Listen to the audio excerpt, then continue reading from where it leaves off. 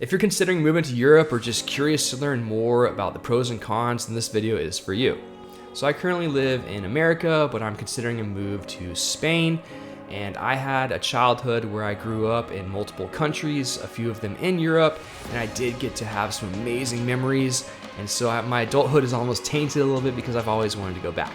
A lot of the feeling you get in Europe is very hard to explain, so I'll do my best to explain the reasons why these feelings occur. But if you've never been, I recommend you at least go visit and experience it because it is sort of a magical feeling that's hard to explain. My theory is a lot of it has to do with the concept of stress. There's just a lot less stressful situations in Europe, which waterfalls over into a stress-free lifestyle. So for example, in America, everyone has to drive everywhere.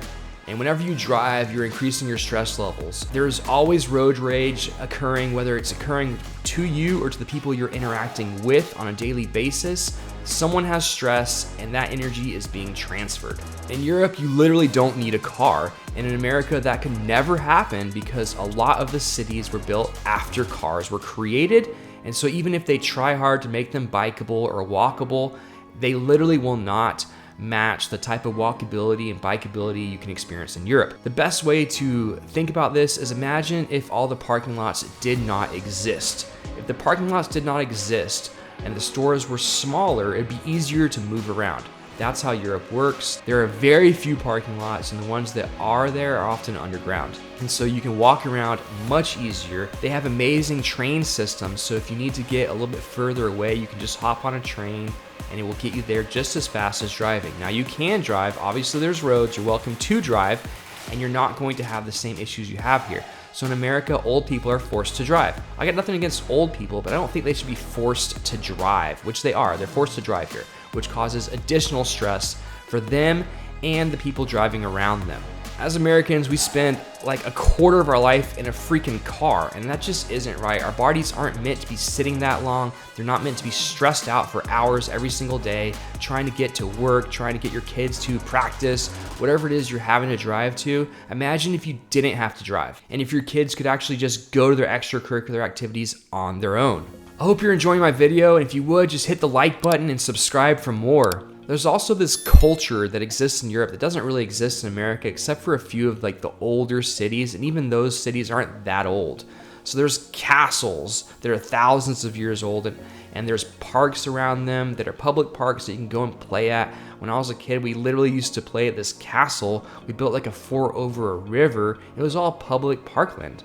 The cost of living is also incredibly low in most of Europe. Now, obviously there's exceptions to this rule. Like if you're living in London or Paris, the cost of living isn't gonna be that much lower, and it could actually be higher than where you are now. If you're living in a town like Valencia, Spain, or even Barcelona, the cost of living could literally be 75% lower. And this is across almost everything. So for example, a loaf of bread where I live now costs about $4, whereas in Valencia, Spain, it's about $1. That's the case with almost everything. And because of that, you don't need to make as much money, and people aren't stressed out about money as much. There isn't that American dream to get a bigger house, a faster car.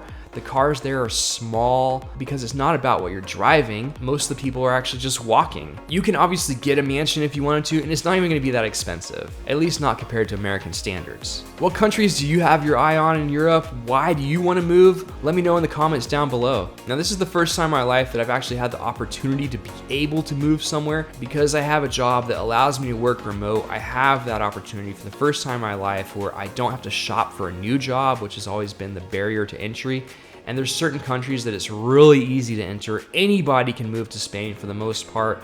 There's lots of different visa options out there, whereas the UK might be a little bit harder. In fact, some people literally can't move to the UK unless they get a job. So check your individual country's visa requirements, but a lot of the European countries are really easy to get into, especially for Americans. There's not a whole stringent list of requirements, and it's fairly easy to get a long-term visa. Safety is also a really big priority, at least for me, because we have kids, and a lot of Western Europe is incredibly safe. The fact that the #1 cause of death for children in America right now is school shootings is insane. When I was younger, the #1 cause of death for kids was car accidents. Still freaking nuts. Both of those problems are much lower in Europe. In fact, the average life expectancy is almost 10 years higher. And I think a lot of that has to do with those stress levels and being able to walk everywhere if you want to. The whole healthcare system also way less stress. If you've ever tried to get healthcare in America, it's a pain in the freaking butt, especially if you have an HMO plan, and insurance is complicated. If you're self-employed, your insurance is not fun. Now, if you have a really good corporate job with some really good health insurance, healthcare might not be as stressful, but it's still not anywhere near as simple as it is in Europe. You literally can just go to any doctor you want to. You don't have to worry about whether it's covered or not. Everybody's covered. And yes, they have amazing doctors, and if you want to pay out of pocket, you can still go to these crazy, ridiculous doctors like you can in America. YouTube thinks you're gonna like this video next. Let me know what you think of their algorithm.